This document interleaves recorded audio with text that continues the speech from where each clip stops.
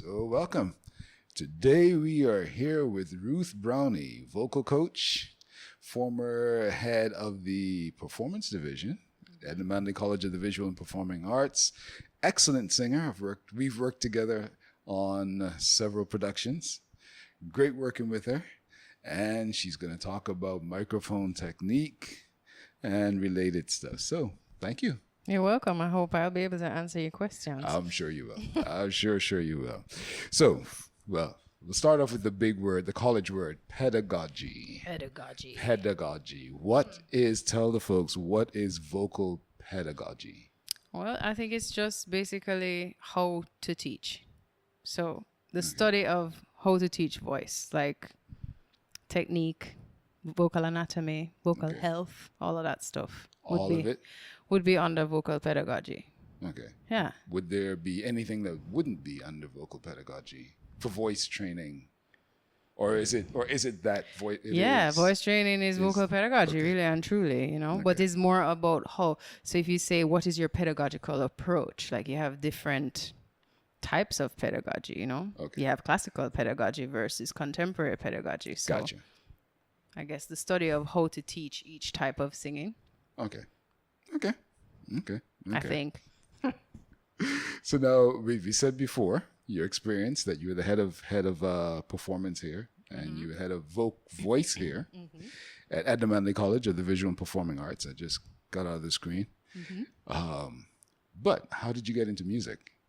It's a long story. You sure? Yeah, I'm sure. Growing up, my sister played the piano. Okay. This is when I was young, like maybe 8 or 9. And I said to my mom, I was like, Mommy, I want to play something. And before I knew it, she signed me up for violin lessons, which she was very brave to have a violinist in the house. Because I don't know if you've ever heard a young violinist. It's terrible. Yeah, my brother called me a dying donkey. So that was the beginning. Violin, did that for 9 years. My Do you sister. still play? No. Oh. No, every now and then I take it out and double, and I'm like, man, I suck, because it's like, you know, you have to keep the muscle strong, and my muscle is not strong right now. Okay. But yeah, so violin for 9 years. My sister, she went off to college, and she's really the singer. She was the singer in the family. So she played piano, she played guitar. She learned to play the guitar in like a semester. Came back singing all of these Jewel songs, you know, all of this. Stuff, and she would force me to sing with her, and I reluctantly sang along. And then when I was 17, my church started a youth music ministry. So naturally, I showed up with my violin for the audition, and they looked at me and said, "Okay, what are you gonna sing?" And I was like, "Sing? I'm not gonna sing. I'm here to play." And they were like, "No, well, it was a lie. It wasn't a youth music ministry. It was a youth choir." Okay. So I started singing, and the rest is kind of history. 2 years later, I was in college for doing a jazz degree. 5 years after that, I came back to Jamaica and somehow went from jazz singer performer to vocal coach. Okay. And now I'm here. All right. Any other artistic endeavors you're into? Oh, all kinds. Once Right. it's creative, I'm there for it. Okay. Once it involves being hands-on, making stuff. I make jewelry. I had a small stint where I decided I was going to make furniture and realized that I'd rather pay somebody. You know, love to cook. Anything with my hands, really. Okay. So, okay. Now let's get into let's get into the voice mic stuff. All right. You have trained and coached a number of students now that have gone on to be professionals. Yeah. Successful professionals. Some of them. So yeah. But with new students that you get, what's the most common mistake you see them making, particularly when it comes to microphone technique and singing? It depends on the student. So if I have a really confident student versus a really shy student, but I think the most common mistake would them being afraid of the mic and holding it too far away. Okay. And then you have the one random confident one that, you know, does the whole cup the microphone, that kind of thing. But I would say holding it too far is the more common Want to get too far? Yeah. Okay. Really? Yeah. Okay. Because they're timid, you know? Oh, okay. And and when they get this thing, it's like, oh, so they don't want it to, you know? Okay. The reason why I ask is because I know like a lot of music students here in the Caribbean come through the church. And quite often I've noticed just the opposite. Like everything is up close. Yeah. That's what I said. It depends on the student, right? Okay. When you say new students, Yeah. I would say they're more timid, but yes, if you're coming from the dancehall culture, if you're coming from the gospel culture, a lot of the times they're, I don't know. I'm a believer in being close to the mic, but it also depends because the type of music I sing. You know what I mean? I understand. So, well, now you talked about the type of music you sing, and you've trained people who've sung across genres. Yes. So, what are the core fundamental principles? All right. That, well, forget microphones for now. Yeah. Like core fundamental principles that they need to remember regardless of the genre that they're singing. Regardless of the genre. Yeah. I mean, there's a lot. And then some of them are genre specific. So the things that go across the board. So you have breathing, naturally, because a lot of singing is breath management. You have enunciation, which will vary from genre to genre. So, for example, with classical, you're going to form your vowels more long as opposed to contemporary music, which is more spread. So I think the common thread across all genres would be clarity. Clarity is key, because if my audience can't hear what I'm saying or singing, then what's the point? You know? So if I have a dancehall artist and they're singing in patois, that patois needs to be enunciated clearly so that, you know what I mean? So the message can come across. If it's classical, same thing. So breathing, enunciation, tone and production, and clarity in the terms of voice as well, not just words, like the sound of your voice being clear and clean. I don't know if I answered the question. Yeah, you answered the question. So. You answered the question. So now, I know, well, I shouldn't say I know, I'll ask you, you're the professional, with different genres, different styles of singing. If you have you mentioned gospel, dancehall versus a classical singer wants to sing like in the operatic styles. What's the difference in mic technique with those? Okay. And I know there are several. Yeah. So, for example, like a singer like me, who is singing mostly singer-songwriter, jazz, stuff that's very intimate, that mic is right here. Yeah. You know? Sometimes my mic will even touch my mouth, which if you're using a public mic is really gross.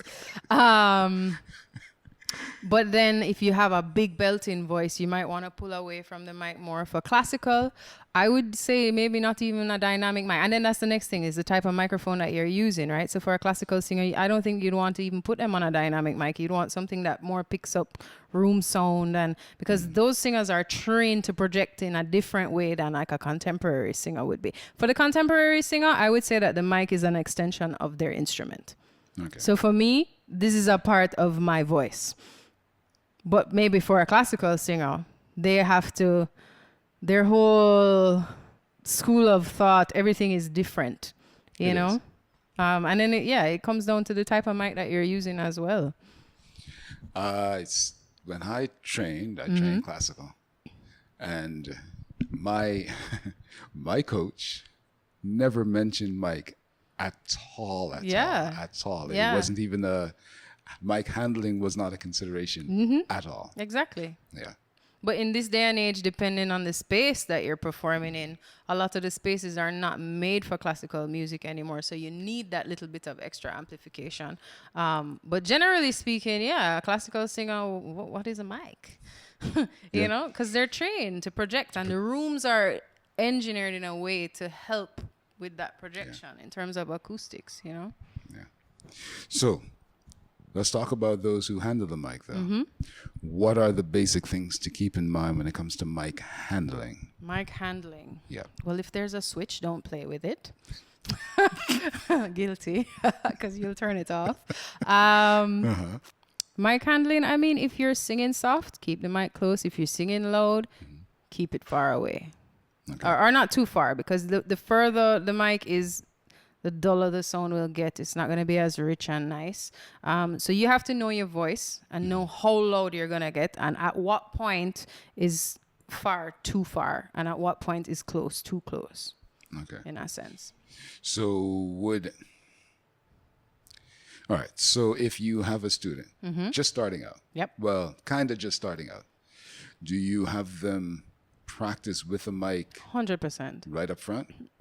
No, not right up front, because there's some fundamental things that need to happen. They have to figure out resonance and how to sound full without a microphone first, right?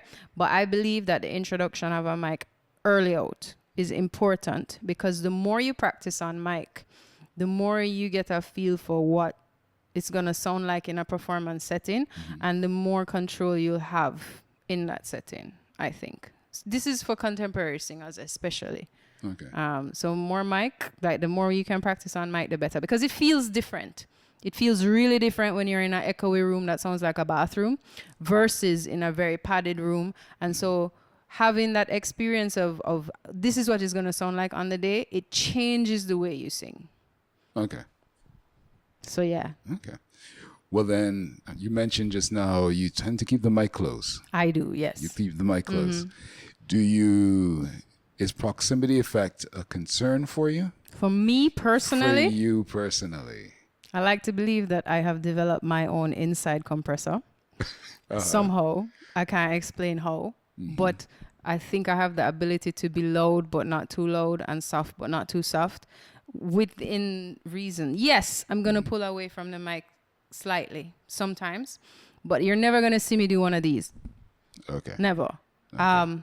But you will see somebody like a Jennifer Hudson, or somebody with that really, like a Lettucey or a Fantasia. They're going to pull far off the mic and you still be able to hear them, but it's the voice type as well.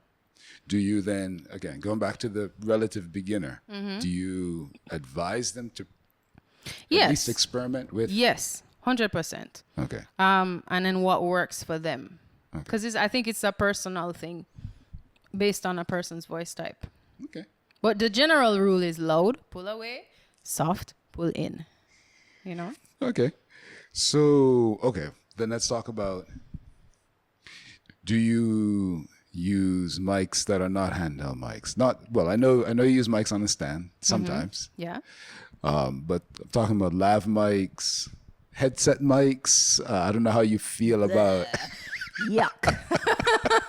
I mean, as a singer, I would never use a lav mic or a headset mic. I'm also not a dancer though. So somebody that is a dancer would probably use a headset. I mean, the musical theater ones, the ones that you see them thread it through their hair and it's right here. Again, a whole different ballgame. But based on what I do, it's always going to be a handheld mic for me personally. Okay. Have you ever been forced to use a lav or a headset mic? I mean, only in situations where like you're going on TV, when you're doing an interview, or for example, when I judged gospel stars the last time, it was one of those kind of lav mics. For singing though? No, for talking. So I've never had to use one, thankfully, in a singing situation. Okay. But they do have their place and their purpose based on the type of music. Okay. So now, again, coming back to the mic being close. Plosives. The P's and the B's and the b.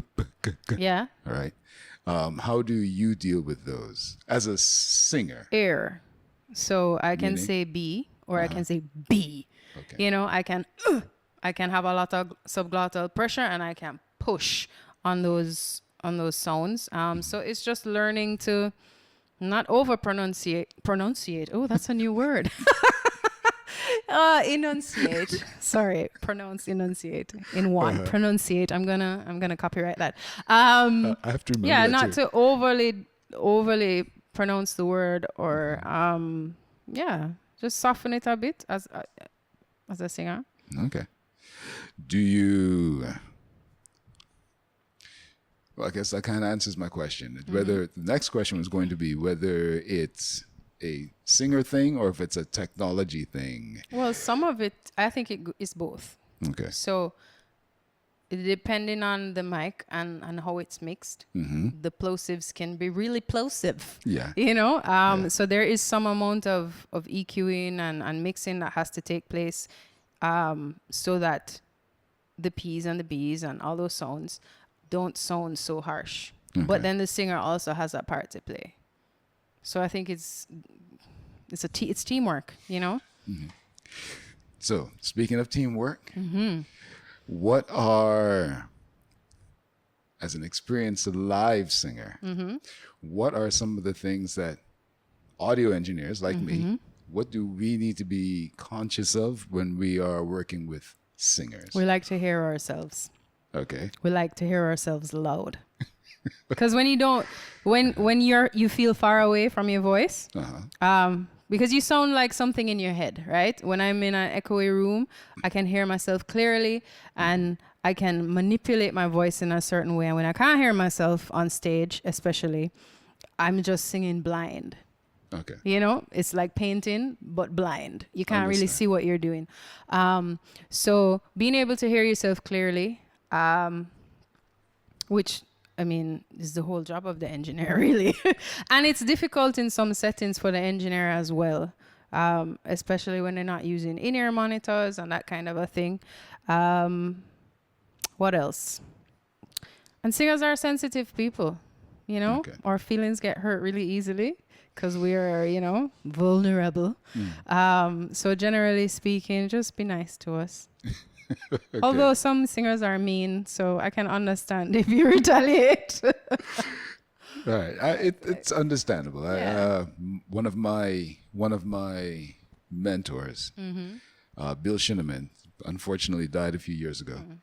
Great engineer, producer. And one of the first lessons I learned from him is dealing with singers, because it isn't like other Instruments. Yeah, it's like other musicians where they pick up an instrument. You know, their body is That's exactly it. Is the instrument. So you have to be sensitive to the different types of singers. So somebody like me now, my voice can get really big, right?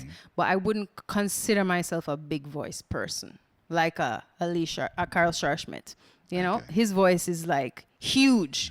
Without even trying. It's like a built-in trumpet. Romain Virgo, same thing. Yeah. He has a trumpet voice. I don't have that type of voice. And so for them to treat me as they would that person would be a problem. So it's to know the different types of singers and the needs of the different types of singers and to be able to be flexible in that way. Okay. Sorry, I cut you. No. Continue. No. That was the answer. I was looking for that. Question, though. Engineering in the monitor mix that you're hearing.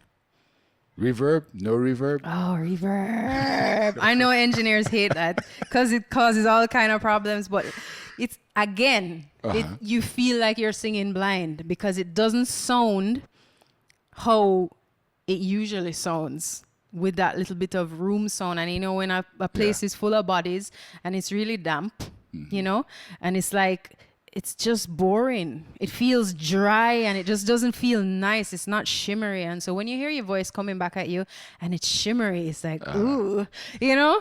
And so it's a mental thing. For me personally, I like to hear reverb on my voice. Okay. Not too much, you know, not like ridiculous amounts of reverb, but just so that it just feels like it's in a space. Yeah, it's in a space and I don't feel like I'm pushing. Because what happens when there's no reverb, I feel like I have to push harder. And then I end up singing more than I need to sing. Okay. You know what I mean? And the feeling gets lost. So I'm sorry, that's not the answer you want to hear. I'm a reverb girl. Yeah. Yeah. So definitely reverb. Definitely. So you want to hear yourself, and you want to hear yourself with reverb. Yeah. Okay. Within reason. Yeah, within reason. So, okay, unfair question. Favorite microphone live on stage. Favorite microphone. You know the answer. It's the SM86. Okay. I've been using the same mic for almost 20 years, and there's just something because it's a condenser. It's warmer. It's even the worst systems. It still sounds decent. Okay. So that's my favorite. Okay. Sure makes a good mic. Yeah, they make great mics. 58s are good too. I mean, you can't go wrong with a 58, but yeah. Like I 86 love is my Shure jam. mics too. We're not sponsored by them. We're not sponsored by them, but we love Shure mics. Yeah, Love Shure mics. Definitely. Right, so you like the handheld condenser vocal mics? Yeah, for and whether stage. it's cordless or corded, Yeah. doesn't matter. But Okay. mine is corded just because it's easier to Okay. travel around. And you don't dance. No, I don't Okay. dance. All right. So the cordless isn't as much Of a of an thing for issue me, with you. yeah. Okay. If well, we're about to wrap up. If you could leave our audience with one big piece of advice for techies or for vocalists or both, is there anything that we haven't mentioned that you would like them to One hear, piece keep in of mind? advice. Yeah. That's a really broad question. Yeah, very broad. I know it's an unfair question. I mean, if it's a singer, I would say authenticity is key. I think the best singers are those who are real. So work on your fundamentals, practice your mic technique, practice your breathing, practice all the stuff that needs to become muscle memory so that when you get on stage, your focus doesn't have to be on that stuff. Your focus can just be on delivering the music to your audience and really enjoying it. And then I guess that's for techies too. Enjoy the process. Enjoy being a techie is hard. It's stressful. There's so much stuff that goes wrong, and everybody's doing this when something goes wrong with a microphone. You're the one to blame. So try to not stress too much. Try to find a way to relieve stress after the show. And have fun. I think at the end of the day, why we do all of this is because we love it and it's supposed to be fun. So find a way to have fun doing what you're doing. Okay. I think you're the first person I've heard say to the techies, enjoy the process.